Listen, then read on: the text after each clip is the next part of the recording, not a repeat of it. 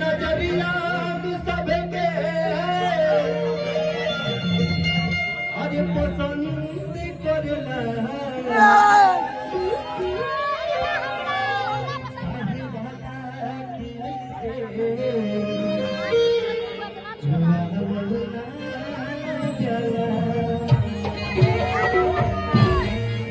एगो लड़का एगो लड़की से बेपनाह मोहब्बत कर दिया।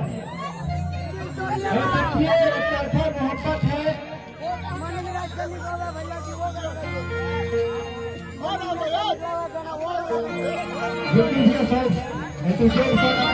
रखा जाएगा, सब जगह रखा जाएगा, थोड़ा देर मौका दिया जाए।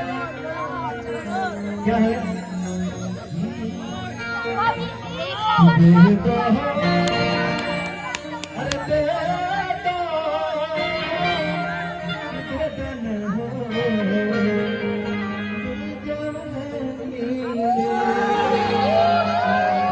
तो चांदनी के लिए कि जोरदार थोड़ा सा ताली बजना चाहिए भैया।